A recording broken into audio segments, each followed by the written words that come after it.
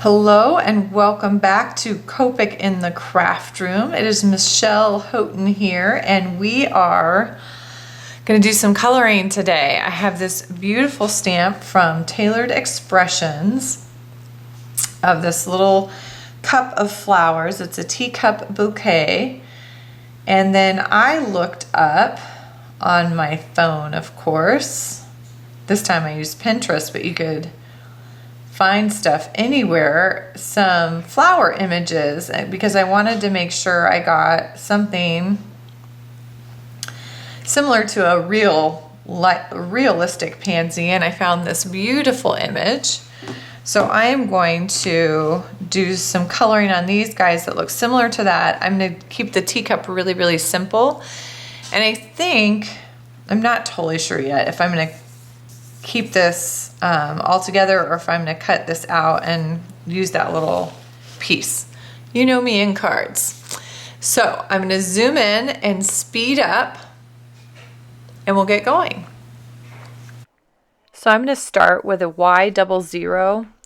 That's going to go on that kind of inner portion of the petal. I'm aiming for those ones I showed you on the photograph. Y21 is next, and I'm adding that with little flicks from that edge inward. Y35 or 35 just gives a touch of color to the center of the flower. BV01 is coming in on those outer petals, and I am going to go ahead and fill those in. I realized pretty quickly that I've missed two petals that are going to have that yellow on it. I'll come back to those later. V04, I'm going to go from the edge of those outer petals and kind of flick inward. I'm not doing the streaks on this layer yet. I'm also touching those inner tiny petals right on the edges with that V04 as well.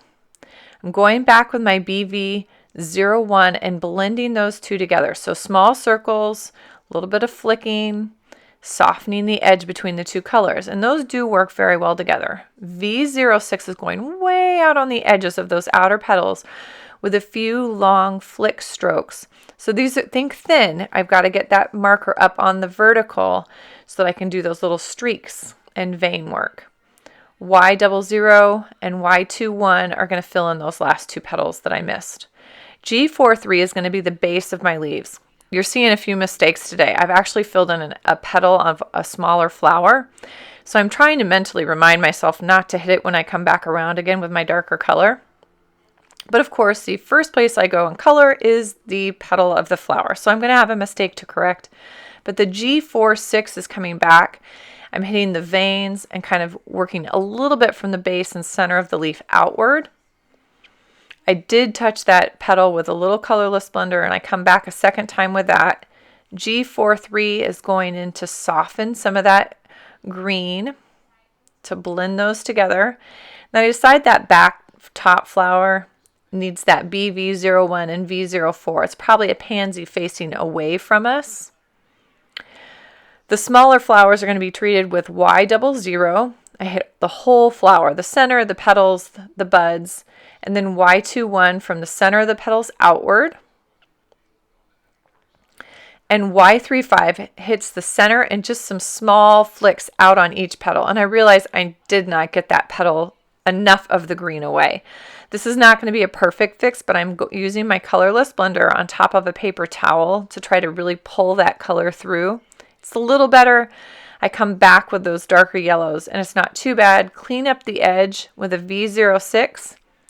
Then I start on the teacup. I'm trying to keep it white, so I'm using an N0. So that's that neutral gray in its lightest shade.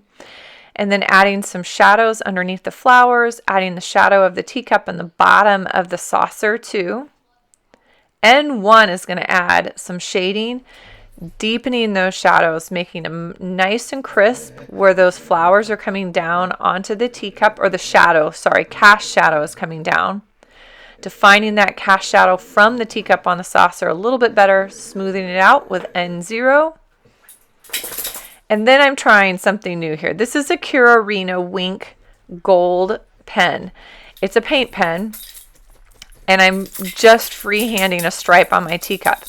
It turns out a little wobbly to start. I should have started with a pencil, but I think I've got it at least doable at this point, and I'm adding another ring down on that saucer. I really have to pay attention to the shape so it looks fairly realistic. And then some fussy cutting. I do fussy cutting a lot. So I'm working my way all the way around this.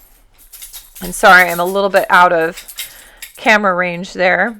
I try to keep my scissors pointing mostly in front of me or forward of me, cutting off sections at a time so it doesn't all back up on me. And I'm moving the paper around a lot with my left hand. I'm a righty, so that hand does a lot of the manipulating. My right hand wields those scissors and that left hand wields the paper and moves it around a lot.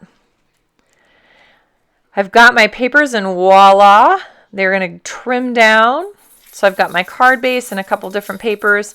I have some pieces on the teacup I don't want to try to cut away. So I matched up an E81, and that was actually a perfect match for that paper that I was basing it on. But I realized pretty quickly that that section where the finger hole is on the teacup needs those dots to really look a little more realistic. I'm not trying to match it exactly. I'm just trying to soften it up. So I used the B91 and then a little colorless blender, and that actually softens that just enough so you don't really, it's not an eyesore on the page. Taping down my papers and putting that card all together. I do pop up that teacup with some foam squares from Express It. And those work great and are quick and easy.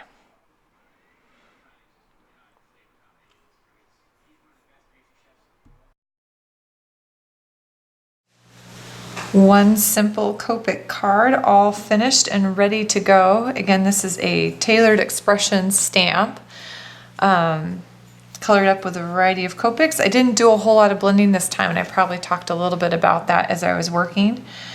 And then use some foam mounting squares from Express It, which they have just continued to bring out quality products, and that's kind of fun to have in my stockpile as well. Thank you so much for joining me this week on Copic in the Craft Room on YouTube. If you hadn't had a chance to, please like our channel, and we're slowly encroaching on 10,000 and planning a little celebration for when that happens. So we're pretty excited about that. And then if you like this video, that'd be great as well. We will also have all sorts of great inspiration this week over at Copic in the Craft Room on Facebook. So make sure to check us out over there and ask questions in either place, whether you're leaving questions here for me or over at Copic in the Craft Room on Facebook. I make sure to answer those as quickly as I can, and always put your requests in as well so I know what you guys are wanting to see. Thanks so much for joining me. Have a happy, colorful week.